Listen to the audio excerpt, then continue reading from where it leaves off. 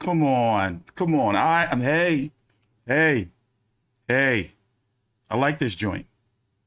Is that a crime? I like this joint. Let's let it finish out. And then we're gonna start. Let's let it finish out. It is called Every Time by Deontay Wilder and Marcelo's Wilder. So it's him and his brother.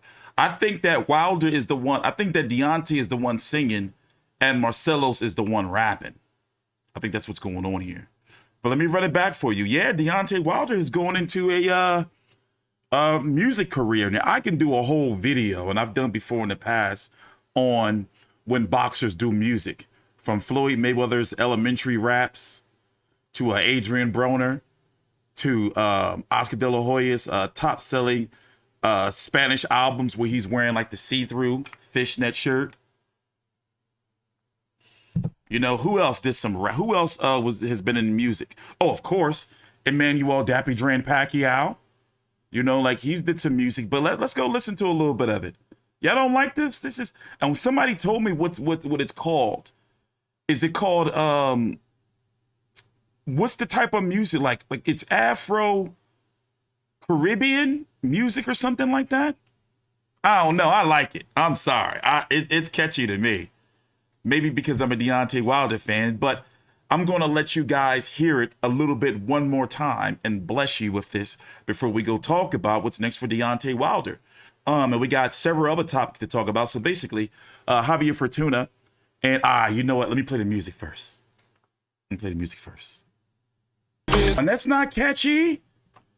Come on. You guys don't know good music. What are you? You guys are Gen Z. That's what you are. You're millennials. You don't know good music when you hear it. Like that shit, I don't know, maybe it's just me. But I think that you guys just don't know what good music is. But we got some news.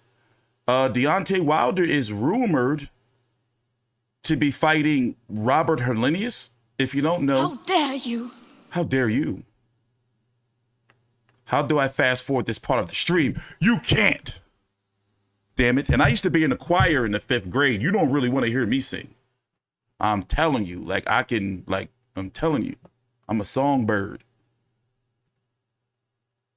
But anyway, let's go listen to what Frank Warren had to say about Deontay Wilder. So basically, 2 bits of news came out from 2 different sources over the last couple days about Deontay Wilder's return. One, Shelly Finkel talking about Deontay Wilder's going to be returning this fall, likely in August. And then you have Frank Warren going out there to say he's probably going to be fighting Robert Helenius.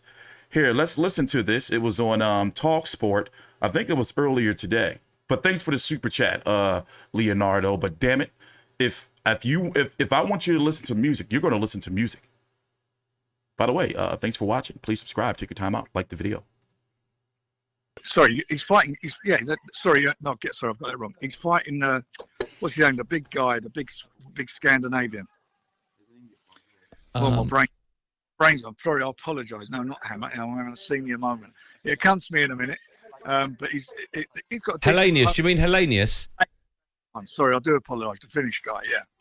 That's who he is. Okay, all right. Listen, let me ask you about Tyson Fury, because he said something the other day. I saw him on stage, and I could just imagine you sitting at home in front of the fire having a cup of Earl Grey and then just spitting it out all over the fire.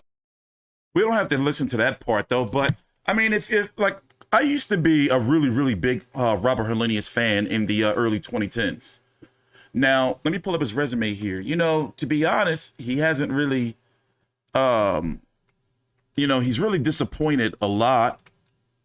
For example, it was all downhill for him when he had those promotional issues, a shoulder injury, and that Derek Chisora fight.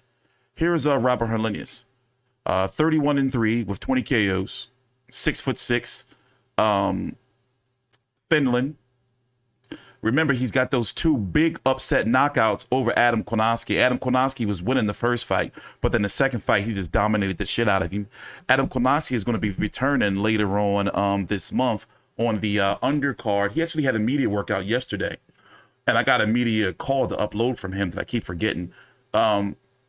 He's going to be fighting on the undercard of Danny Garcia versus Jose Benavidez on July the 30th against Ali Demirezen. I believe that's how you pronounce his name. But here's Robert Helenius. Now, he's had some big fights in his career, but as I said, it was pretty much all downhill. As you can see, he was on a, like this knockout streak, and he used to be light on his feet and had fantastic body work. But then he had some injuries and some promotional issues. A lot of people thought he got a gift decision against Derek Chisora. Then one fight 2012, one fight 2013, and then he was off, until 2015, a 2-year layoff. Lost to Johan Duhaupas. That's when people thought it was over, when he was losing to the quality of that type of opponent at that stage in his career. Remember what Deontay Wilder did to Johan Duhaupas. Then he lost to Dylan White, and it was like, damn, bro, you're really done.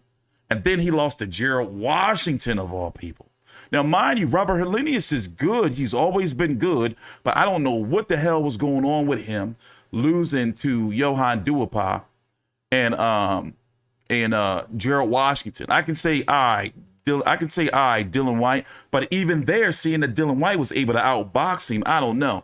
But then, he was supposed to be a sacred meal and food for Adam Kownacki, and what did he do? Fucked up a lot of money for Adam Kownacki, and then beat him twice. So, as far as a comeback fight for Deontay Wilder, I like the fight, to be honest. And also, he's supposed to be, does he still have that underling WBA bullshit gold belt? Well, either way, regardless, as you can see, if it is true, he'll be coming off of a year layoff. And Robert Helenius versus Deontay Wilder, in my opinion, for Deontay Wilder's comeback fight, after arguably losing 3 fights to Tyson Fury, 2 of them he got stopped by. But, and then them 2 tough fights with Luis Ortiz, I like this this Robert Helenius fight, but we do know, and we've learned, that Deontay Wilder can take a beating, and he does have a chin. Remember all those questions years ago about his chin? Now, even though he did get stopped and knocked out brutally, basically put to sleep by Tyson Fury, still, nonetheless, Deontay Wilder's got a chin. He can take a fucking beating. So to me,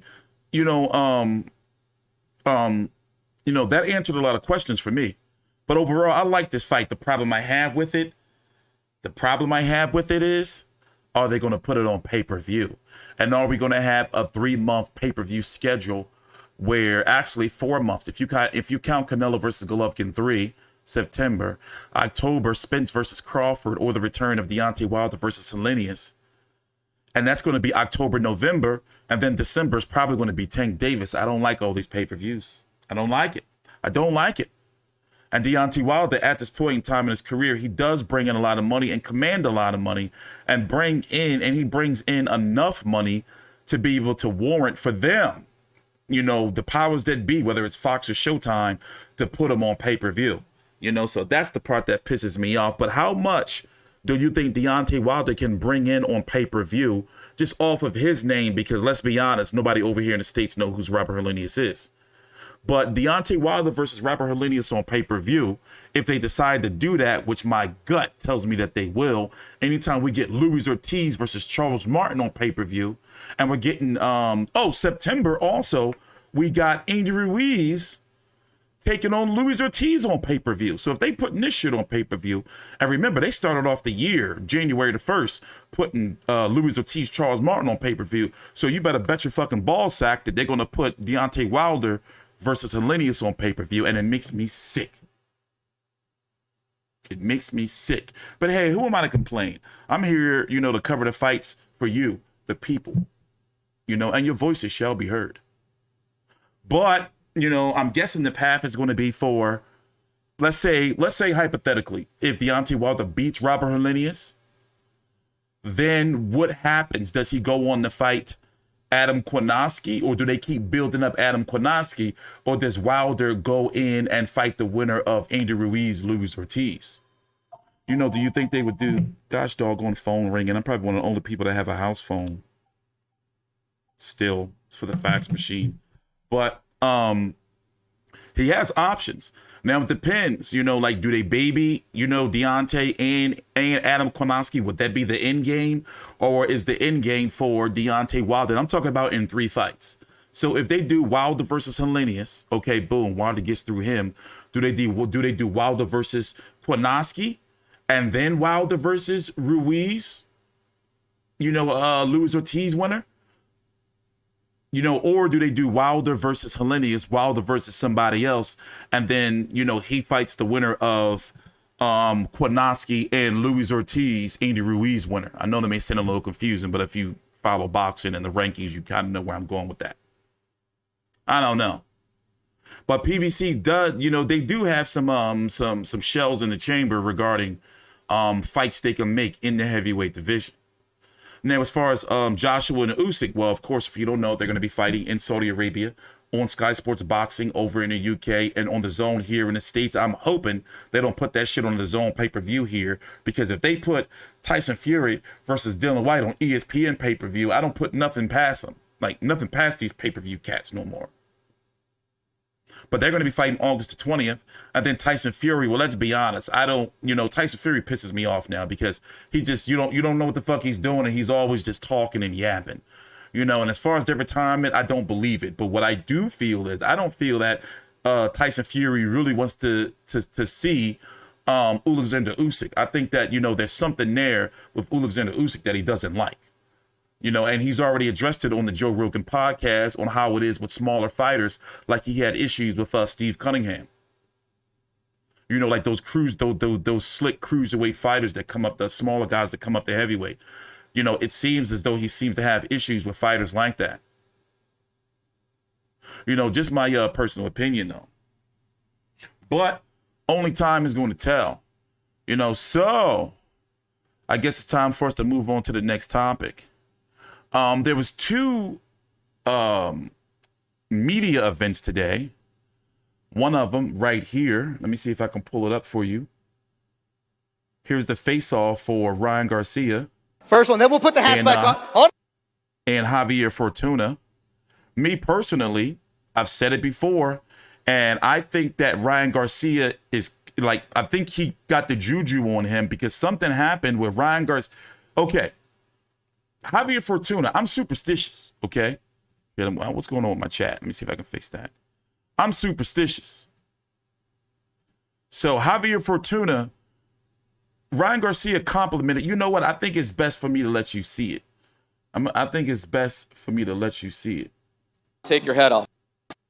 I don't like stuff like this. I'm superstitious. So this is when I said to myself, this was from earlier today, about 2 hours or so ago. Like, when I see stuff like this, I'm like, yo, you're going to lose the fight. But listen, maybe I'm silly, but this is my right. I actually like his hat, too. I'm a Chicago Bulls fan, you know what I mean? It's pretty sick. Like your hat, man. ¿Te gusta tu gorra? Yeah. ¿Le gusta tu gorra? You want it? He's going to give it to you.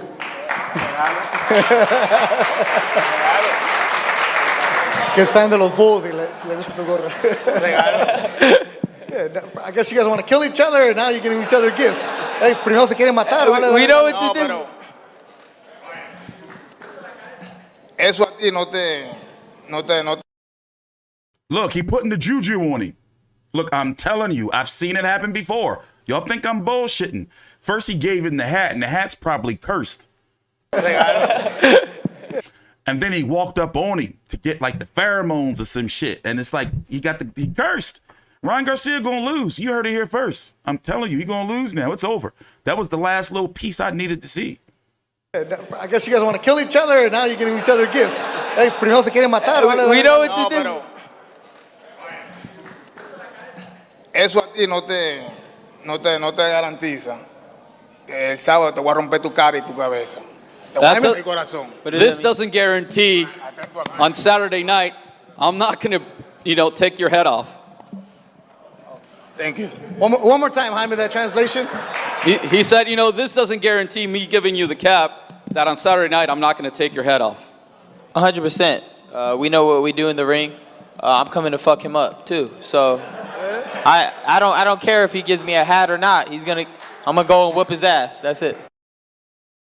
Hell yeah, I believe in voodoo. I'm gonna tell y'all a story, and it's a true story too.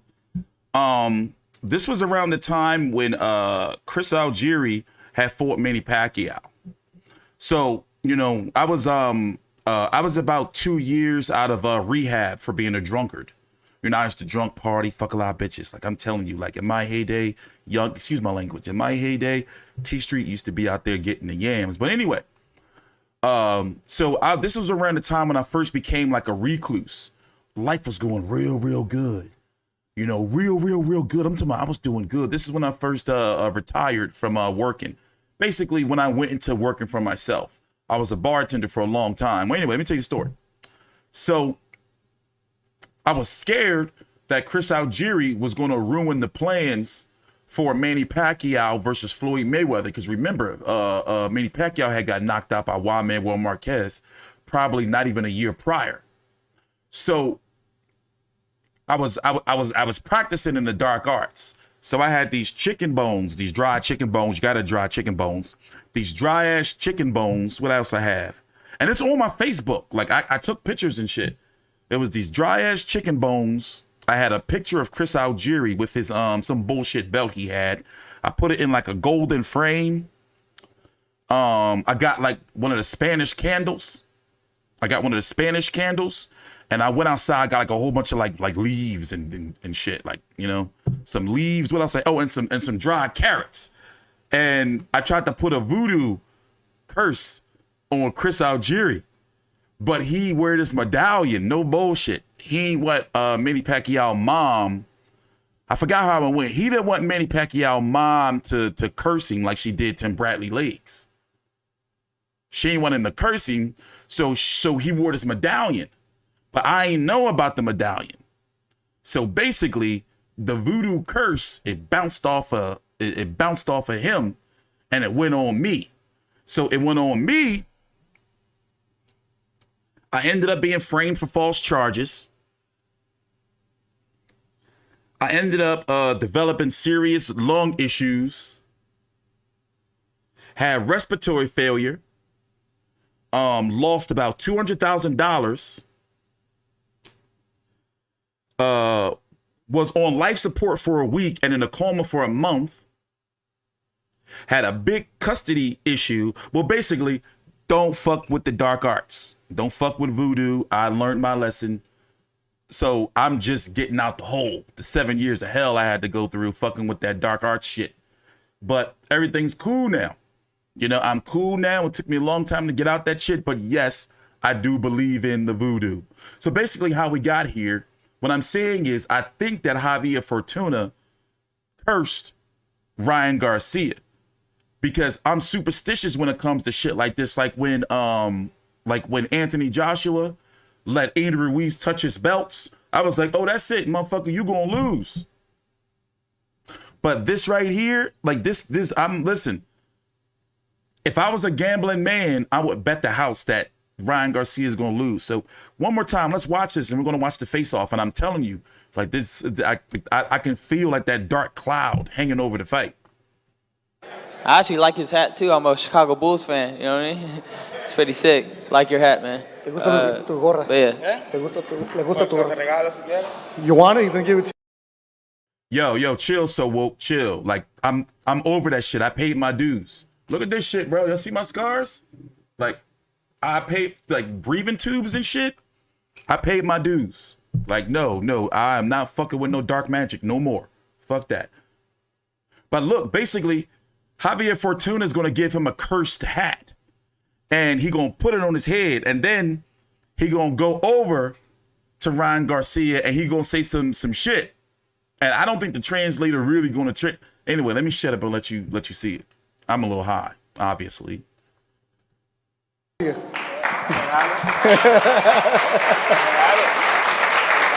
es fan de los Bulls y le gusta tu gorra. Yeah, I guess you guys want to kill each other and now you're giving each other gifts. Hey, primero se quieren matar. We know what to do. Eso a ti no te garantiza que el sábado te voy a romper tu cara y tu cabeza. Te voy a romper el corazón. This doesn't guarantee on Saturday night I'm not going to, take your head off.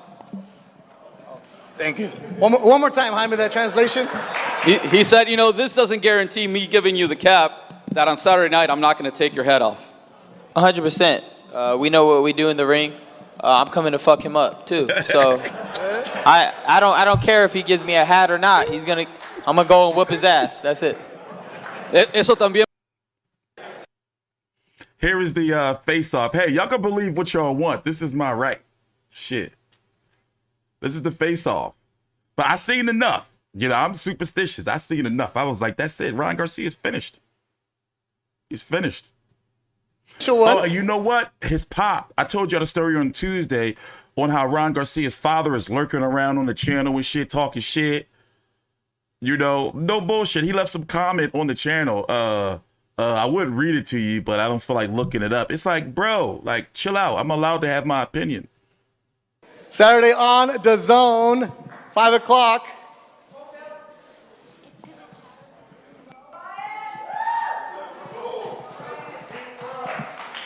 There it is. Check him out. All right, now with the hats. Here we go. Ahora sí. Ponte la gorra. Come on. Tom Hogan's got to get the good picture right there, right? There it is. At exchange, they're still going to knock each other out. 5 o'clock p.m. Pacific time on DAZN, Crypto.com Arena. Javier Fortuna, Ryan Garcia. Check that out Saturday night.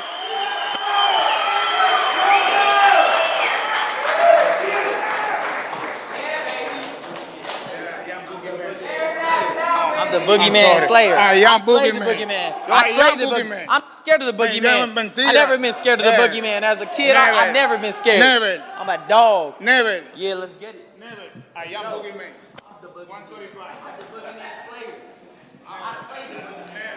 I scared the boogeyman. There it is. Saturday night live on DAZN. Ryan Garcia, 22-0, 19 KOs. Javier Fortuna, 37, 3-1, 26 KOs of himself. Broadcast gets going at 1:30 in the afternoon. Dominican Republic, Victorville, California. All right, there we go, there we go.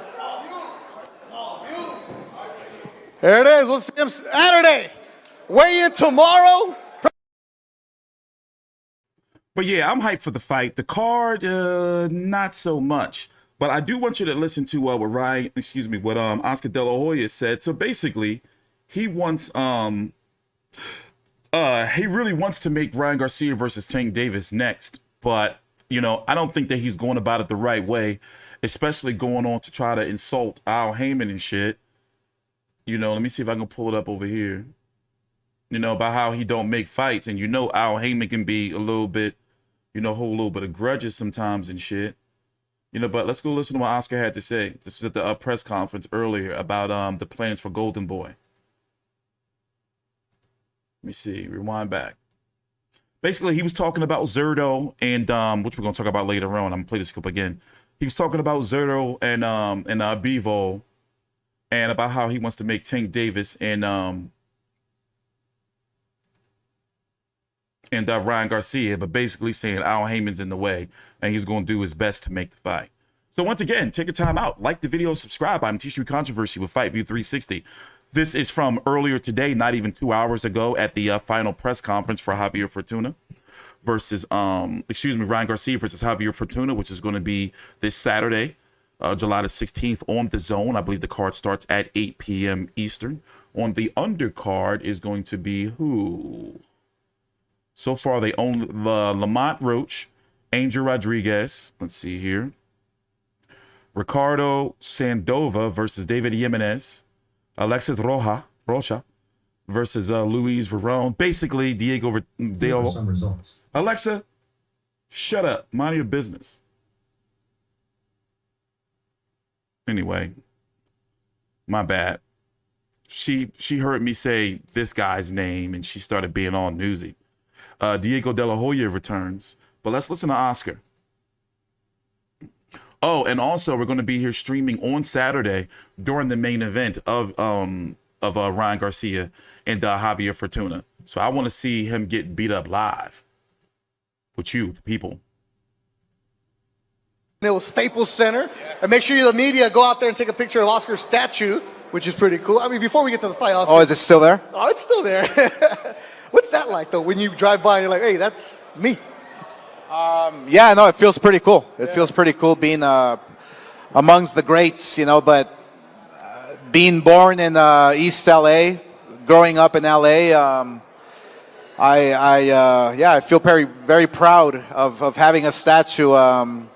It's great because in any event where people go and kids go and they look up to it and they see it, they take pictures, it's an inspiration, you know. And so the way I see it is like, okay, let me inspire generations to come just with that statue. So it's pretty cool. Yeah, it's not too far from East LA where you grew up, and you know you fought there, but to also now promote this car, to put Ryan Garcia on there, to put kids from Southern California on there, I know that means a lot to you, doesn't it? No, it does. And you know, when I started Golden Boy Promotions, it was all about giving opportunities, and boxing has been my life. Boxing has been everything to me. So I'm really glad that I can give these opportunities to young champions, to future champions, to superstars, to anyone who has a dream, basically, you know. And so this platform, Golden Boy Boxing, it's one to take advantage of. You know, it's like we open up the doors, and it's up to the fighters to take advantage of it. So, you know, it takes a lot of hard work, a lot of dedication, a lot of discipline, but the doors are wide open here at Golden Boy. You know, our platform is wide open for everybody. Your staff does a great job putting on fights all over the country. Earlier this year, Ryan Garcia in San Antonio at the Alamo Dome brought a big crowd. Yeah. But to do it in LA, what does that say about Ryan's star power? Well, this is the coming out party for Ryan Garcia, and what a perfect opponent that he's facing, two-time world champion. I think it's going to be a difficult fight for both guys. You can't count out the experience that his opponent has. Fortuna is coming in with everything. He has the tools to offset a young Ryan Garcia. So I strongly feel. You know, it's sink or swim for both guys, and obviously we know that the fans are in for a treat. They're excited, they're ready to go, and you know, we're gonna have a great crowd on Saturday night. But Ryan's also got that attitude of, I'm putting on a show, I'm coming for the knockout. He's been saying that over and over and over. Yeah, no, he's gonna put on a show, and who knows what he's gonna do, but he has the skill, he has the mindset. He's strong up here. He knows what he has to do, and when he says he's gonna put on a show, I believe him. I don't know what the hell he's gonna do, but I strongly feel that he's gonna put on a show, and it's gonna be very, very impressive. Yeah, he and Joe Goose at the media workout. By the way, go check out the Golden Boy YouTube page to get a recap of that. Very, very confident. Love hearing that attitude from them. Oscar, it's a busy summer for Golden Boy. Yeah. This weekend, and then on the 28th, Golden Boys in Fancy and Fight Night. Then Virgil Ortiz in Texas, and then Zurdo Ramirez talks, Munguia talks. What's the latest with your company? Yeah, no. So the WBA just ordered Zurdo versus Bivol, the guy who beat Canelo. So we're super excited to start negotiations. Look. Bivol doesn't have a promoter, so we're going to be dealing with his manager. It's going to be exciting. I think Zurdo Ramirez deserves the shot. He's been waiting for a long time. He fought in 2 final eliminators, so now he's next in line for that world title. And hey, he can get revenge for Mexico, revenge for Canelo. It's an opportunity that Zurdo Ramirez has been waiting for, and he's going to take full advantage of it. And what about possibly tanking Ryan towards the end of the year? Absolutely, why not? I mean, look, first thing is first. Yep. Like I said, Now, listen to what Oscar's about to say here. Now, this is, I thought this was unnecessary, especially when he's trying to make a fight, but how he's going to take a shot at Al Haymon. Fortuna's a very dangerous opponent. 2-time world champion, but Ryan Garcia wants Gervonta Davis, And as his promoter, I'm going to get him what he wants. I'm going to make that fight happen. It's not going to be easy because we know that on the other side of the street, there's Haymon who always wants to break up fights and keep the fighters amongst his stable only. So it's going to be a little difficult, but if Tank Davis really wants this fight, and I know he does because he's a special fighter. Tank Davis is a special fighter, and so is Ryan Garcia. When you have two fighters like that who really want to fight each other, it has to be made. Oh, man, a busy year for Golden. I don't think that's the way of going about it. But yeah, I do. At this point in time, we do need to see something from Ryan Garcia. You know, and right now with Haney Cambosos 2 happening sometime in October, November, we don't know what Tank Davis is doing. He's been really, really silent, but heavy rumors are, and even he said it himself, he really wants to get away from Mayweather Promotions. I'm not sure if he wants to get away from PBC, but it's looking like, you know, he really wants to have those fights and he wants to be his own man to be able to jump from network to network. And there's nothing wrong with that. But I'm not confident that Oscar De La Hoya, with the way he's talking, that he's going to be able to make and force Ryan Garcia versus Tank Davis. But we'll see. You know, we'll see. But first, Ryan Garcia's got to get through Javier Fortuna. Tomorrow, we're going to be here streaming during the weigh-in, and then we'll be able to go into a deep dive of everything that's going on with Ryan Garcia versus Javier Fortuna and talk more about the card. Oh, by the way, I did find that the pictures of what I was talking about for those who was here when I was talking about how I got caught up trying to voodoo Chris Algieri. So this wasn't 2017. This was a re-upload, I think it was. Was it 2017? It probably was. But yeah, basically I tried to voodoo. It was stupid. I was trying to voodoo Chris Algieri so he would lose to Manny Pacquiao. And he was going to lose to Manny Pacquiao anyway, but I don't know what I was thinking. And the voodoo ended up turning around on me, and I almost lost my life and my freedom and shit. So since then, you know, I praise Jesus. You know, I don't mess around with the dark arts and the magic and all that stuff anymore. You know, it was stupid. I've learned my lesson. So yeah, obviously my dog, he didn't really know what was going on. But yeah, I'm not doing that crap again. What else? Oh, the Top Rank card. For some reason, I thought that was going to be on Saturday between Arnold Barboza, 140-pound contender, and El Zorro, because I don't know how to pronounce his name. His first name. Here is the face-off for these guys. And from what I've seen from El Zorro, and also he's beat Sabril Matias in the past in the amateurs, but it's the amateurs. WBO Intercontinental title is on the line. This goes down tomorrow night, Friday, July 15th, live from Pechanga Resort and Casino here in beautiful Temecula, California. The undercards begin at 4 p.m. Pacific on ESPN Plus. Thank you. And then we move over to the network. Do y'all care about this card, or did y'all even know about this card? This is going to be tomorrow on Top Rank on ESPN. It's a Friday night card here. Let me pull up the actual card here. Yeah, man, I ain't fucking with that. No way, not no more, never again. I learned my lesson. Arnold Barboza, 26-0 with 10 KOs. For me personally, it's time for him to step it up. I'm wondering if he's gonna if him and Teofimo Lopez are gonna be ordered to fight in some type of eliminator.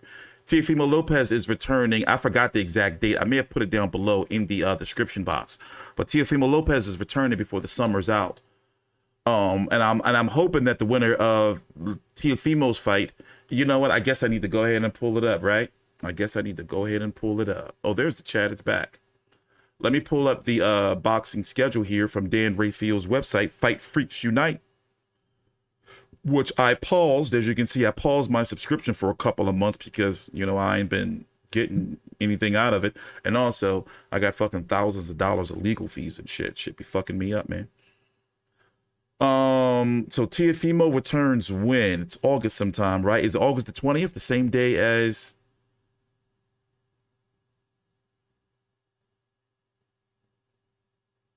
Oh, I'm in July. I believe it's the same day as Usyk Joshua 2, correct? Hold on, let me find it. No, that's Navarrete that returns then. Anybody know the date for Teofimo fight? It's not all the way in September, is it? Doggone it. The press release just came out. Damn it. Hold on. Let me see if I can find it. And I know it's probably down in the description box. Did I put it down there? Under the top rank shows? August the 13th. I did. It's down below, but I didn't update it. It's a TBA. So down below in the description box, every week I update. I put my own boxing schedule down there in the description box for you guys who want to see it and fight results. Okay, so Teofimo Lopez is returning August the 13th against a Pedro Campa. And this is at 154 pounds. Excuse me, 140 pounds. Let's go look at the beautiful rankings here on my beautiful website, FightView360.com, updated monthly in accordance to the sanctioned bodies. Shut up, Skid Row Joe. You ain't know what you was talking about. It's in August, mate. How dare you? 140. Let's go look at the rankings real quick. All right. So Josh Taylor is still holding on to his WBO title. And which other one does he have? He still has the WBO and the IBF, correct? The WBO he's probably going to be able to keep because Top Rank is in cahoots with the WBO. And if you don't know, heavy rumors are, I guess you can say Josh Taylor can't travel to the States. He's got that MTK Global Daniel Kinahan link to where he's one of those 600 plus allegedly that can't travel to the United States. We know guys like Ben Davison, former trainer of Tyson Fury, trainer of Billy Joe Saunders, can't travel. We know that Tyson Fury's been stopped at the airport, and we know that Tommy Fury's been stopped at the airport. And I did a whole documentary on this about like 3-4 weeks ago. Basically, like no bullshit. I did a whole like documentary style video on the whole scandal going on. And what you're hearing is that a lot of those fighters that are on that ban list, they're just testing, buying tickets and showing up to the airport, and seeing if they can, travel or not, and just refunding the tickets. But yeah, it's a real big scandal, but we're going to save that for another video. But yeah, you got Teofimo right here and Arnold Barboza number 8, but I could have sworn he would have been higher in the rankings by now.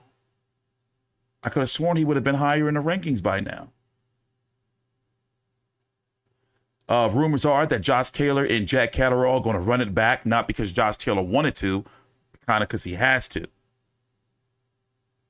Now, the Ryan Garcia's car is not really that good unless you want to check out like Lamont Roach and Alexis Rocha. But it's not. I would rate it probably a C+, and that's because of the main event. But we're going to talk more detail about that tomorrow. Liam Paro is going to be taking on Brock Jarvis to be the. I don't know. It's kind of funky right here, regarding basically it's time for Arnold Barboza to step up. Now remember, he's taking on this guy, and I don't know how to pronounce his name, Danielito Zorrilla. I know how to pronounce the last name, Zorrilla. 28-year-old Puerto Rican fighter, 16-0, 12 KOs. He iced Pablo Cesar Cano. Pablo Cesar Cano had a nice little run. He had got that upset over Jorge Linares, but who doesn't get an upset over Jorge Linares these days? Zaire Abdulayev got an upset over Jorge Linares. So I've been told that this guy's really good and he's a live dog against Arnold Barboza tomorrow on Top Rank on ESPN. Remember, this is a Friday night card. This is tomorrow. They weighed in today. And looking at the rankings, he's 30 years old now. It's time for him to step up. I thought he was going to be on a big push after he dispatched of Mike Alvarado, Mile High Alvarado. But then, it's been pretty lackluster since that 2019 fight. Then he got Alex Saucedo, and unfortunately, Alex Saucedo had to retire after that, right? But he did an interview with Top Rank on one of the broadcasts later on, and he's doing good. He's got I think he's got some construction or something, but he was saying he's doing really good. But now you would have thought that this Zorrilla fight would have been, some type of eliminator. And 140 is crowded. And it's a damn shame what's going on with Rigas Prograis. being over there with Probellum, but we're going to have to talk about that later on. You got Sandor Martin, Jack Catterall, Teofimo, Zepeda. Zepeda's supposed to be fighting who for that WBC title? If it gets vacated. Or it's already vacated, right? I don't know. I just want to see, like what's going to be the path for Arnold Barboza, because I think it's time that his next fight has to be a significant fight.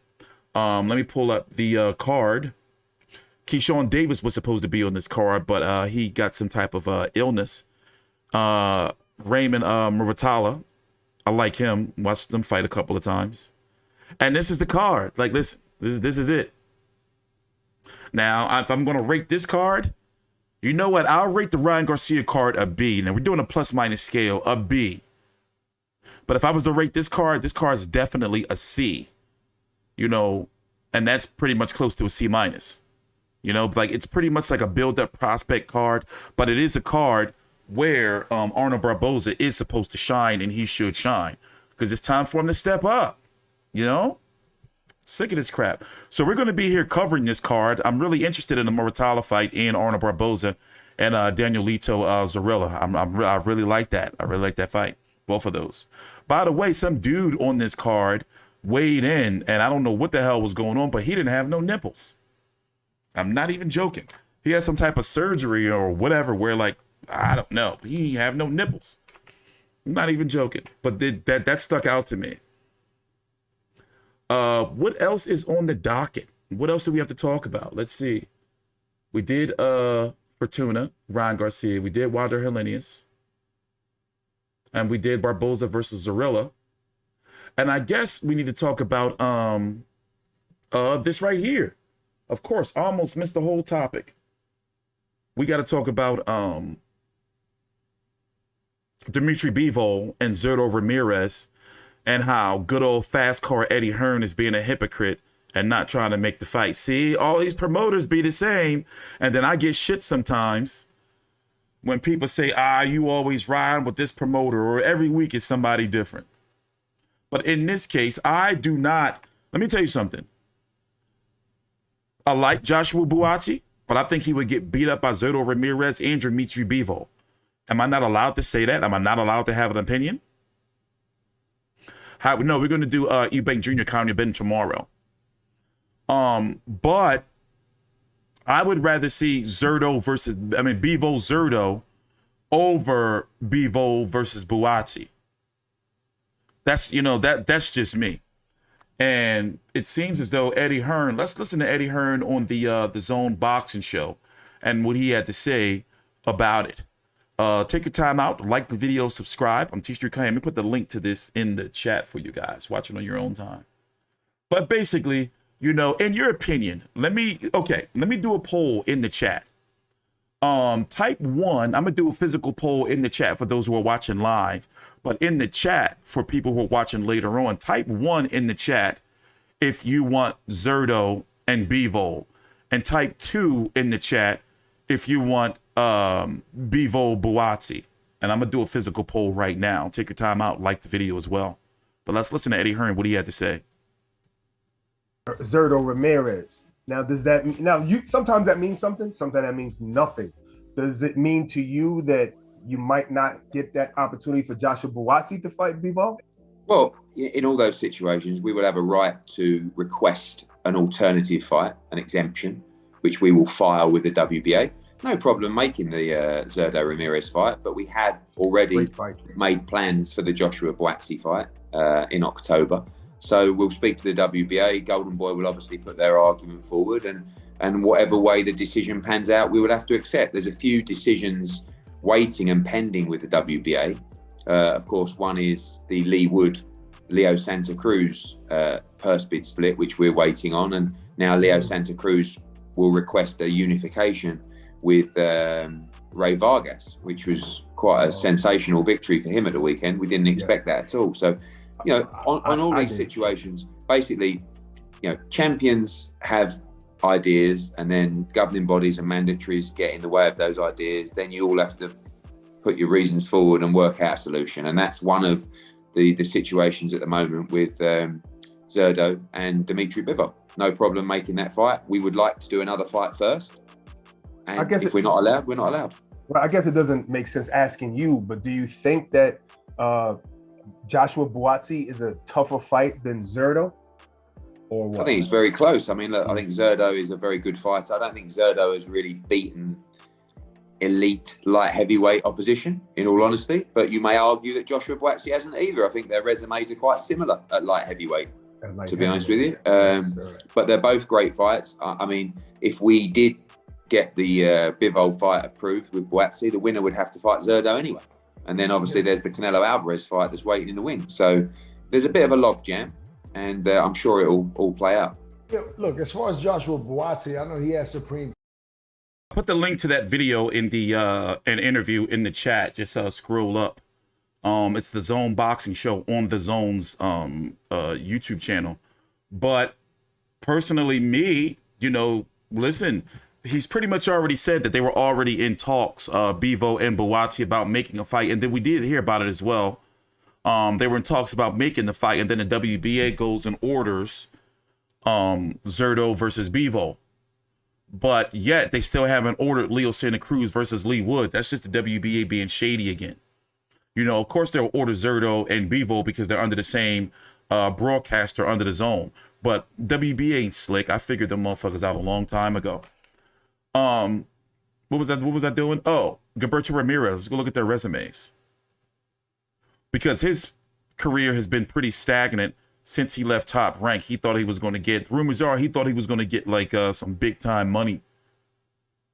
And it just didn't turn out like that. 44-0 with 30 KOs, 31 years old. He's listed at about 6'2.5", about 6'3".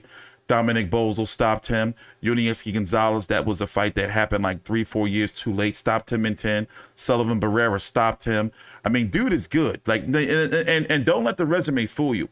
There may be names that are like older or long in the tooth, but dude is no problem. You know, and you know, he had that trouble with Jesse Hart in that first fight. You know,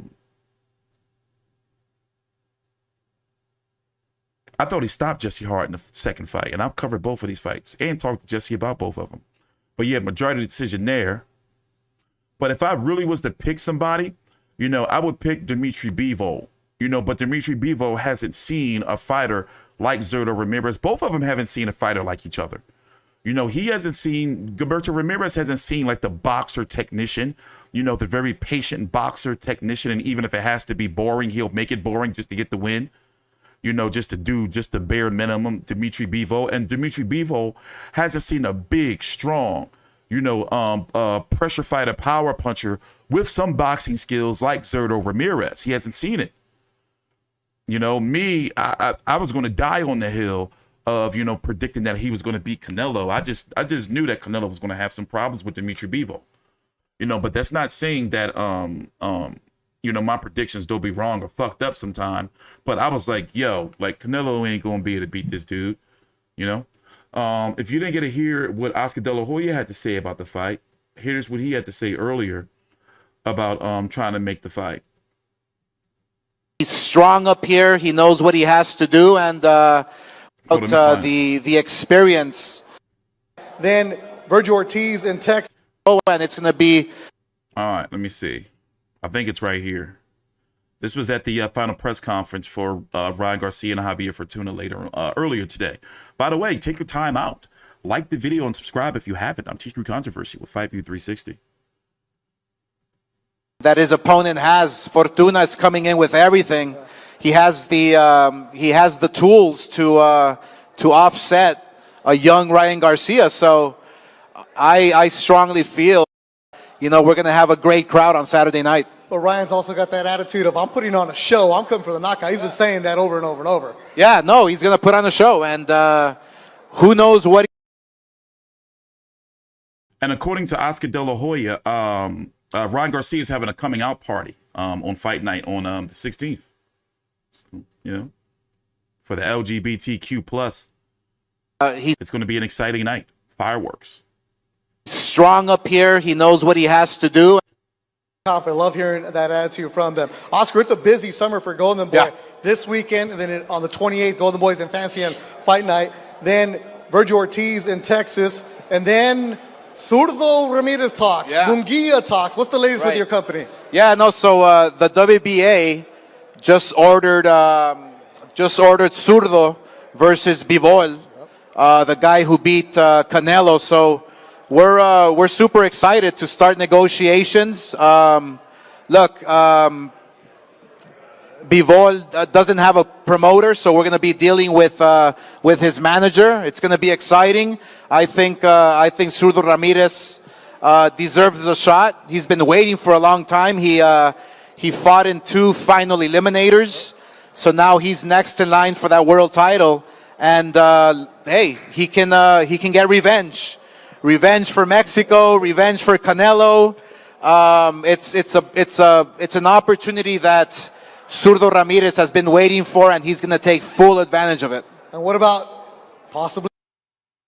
I think the WBA is going to stick to it and really order this fight to happen.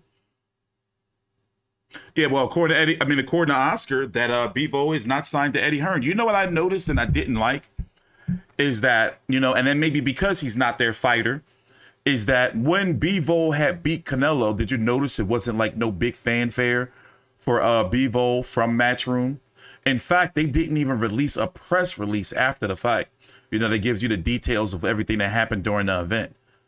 Like that was pretty crazy to me. So it's maybe because, Bivol was, his deal was either over or he just was, on a fight by fight basis with Eddie Hearn. But I don't know.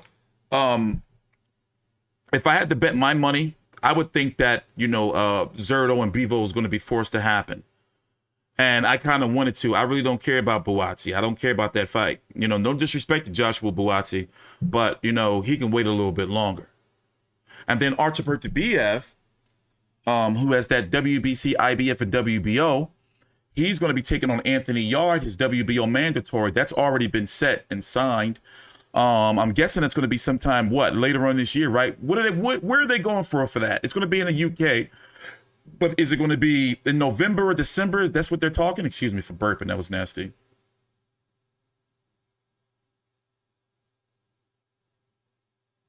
Hearn was real butthurt about Bivol winning. He was real butthurt. But yeah, my personal opinion is, I like Buatsi, but that shit's got to wait. But by the way, we are going to talk about Conor Benn and Chris Eubank Jr. tomorrow, and I'm giving Conor Benn a chance. So what I like to do during these streams is I like to talk about 3 to 4 topics, and therefore we can go like 15 to 20 minutes, like deep into everything instead of just jumping all over the place, with different topics. And we are going to be doing channel memberships very, very soon, where you guys, channel members, will actually be able to make up the topics that you want me to talk about. And then I'll do the research and actually do videos on it. So we got some real good things in the pipeline, especially since I have a set streaming schedule now, which is Tuesdays, 6 p.m. Tuesdays, Thursdays, Fridays at 6 p.m. Eastern. Sometimes I may be a little late, but, if I am, it's going to be an emergency. Then on the weekends, I'm going to be streaming during the main event of these fights. And then if it's a major fight on Monday, I will be doing the stream. And of course, if it's a major fight, like say, for example, Canelo versus Golovkin 3, I'll be streaming pretty much the whole night of the fight. And then the post-fight press conference, then, updates all the way through Monday. It can be tiring, but, it is what it is. For example, last Saturday, I started covering boxing from 9 a.m. with the Russian card with Patrick Teixeira and Magomed Kurbanov. That card started like 9 a.m. all the way until about 2 a.m. or so with Mark Maxeo and Ray Vargas. And in the middle of the day, I had to cover Derek Chisora and Kubrat Pulev. So we're back. We're covering a lot of boxing, but I'm not going to burn myself out covering it. You dig? But overall, it's like Eddie Hearn's starting to lose traction. Well, he has a lot of dates to fill with the Zone. The Zone UK and the Zone America. So, and to be honest, you have to give Eddie Hearn respect because technically, he's the only, how can I say it? I'm trying to figure out how to word it. He is the only, full-fledged global boxing promoter from the UK to America to Australia, all these different places. Number 2, I would say, is Top Rank. with their Sky Sports affiliation. But Eddie Hearn is by far the biggest global promoter, if you're following me. So he's got a pretty busy schedule. Like, even when it comes to what he's trying to build over in Australia with the first Australian matchroom card with Liam Perro and Brock Jarvis, which is in September, but doesn't have a date. And they did kind of like a rushed up press conference, which me and my colleague Big J are going to talk about. Also, me and Big J did a whole half-an-hour video, which I'm probably going to upload. I'm sorry, I got to go get something to eat. It's going to be out tomorrow in the daytime. I may put it up tonight. We did a whole deep dive into Jamel Charlo and Tim Zhu, a whole 30-minute video. So for those who are asking me about what's going on with that. And I did get a chance to watch Donnie Nietes versus Ioka, but it was on some shitty, laggy stream. And I ended up having to watch on YouTube from some guy that was recording from his TV. That's no good, America, and boxing. It's no way, there's no reason why in the world in 2022, with all these channels and digital streaming services and shit, they're gonna put that shit on Twitch, that we can't get a championship fight on any type of broadcast here in the States without having to watch some dodgy ass Tokyo broadcasting station stream or some bloke streaming from illegally on his TV. Like, that shit don't make no sense. It don't make no sense. It don't make no sense. But yeah, anyway, I'm going to see you guys later. Remember, we're going to be here live tomorrow at 6 p.m. Eastern. And before we go, I got some news for you. Let me make sure some brief news for you. Let me make sure I tell you what the media schedule is. Adrian Broner is making his media return on Tuesday, and we're going to be here streaming this Tuesday coming up. He's going to have a virtual press conference with Omar Figueroa. So that's going to be fun. Broner's doing a media Q&A. That shit's going to be fun. We haven't seen him do a boxing media anything in a while. So we're going to be here streaming that on Tuesday. For some reason, everything's acting all fucked up. Oh, because I'm streaming. My email is not opening up fast enough. And what else? Let me try from my phone to see what's going on here. Just tell you the schedule. Okay, so hold on. Jose Pedraza versus Richard Comey and Jared Anderson versus Milian Rove Kanan. That's been announced for August the 27th. What else? What else? Sergey Derevyanchenko, he wants Jaime Munguia, but I really don't want to see that shit.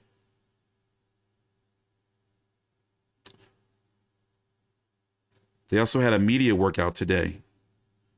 Tuesday at 5 p.m. Eastern, we're going to be here streaming the virtual press conference for Adrian Broner and Omar Figueroa. So that's going to be what's up. I'm going to be registering for that. Broner's always must-see TV or whatever media events he's doing.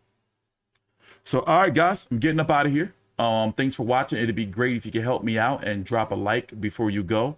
And the results of the poll are, well, only 29 people voted, but 83% voted that they would like Bivol and Zurdo over 17% Bivol Buatsi. So there you go, Eddie Hearn. Listen to the people. Thanks for watching, guys. See you guys later. T-Street Controversy with 5v360. Please subscribe.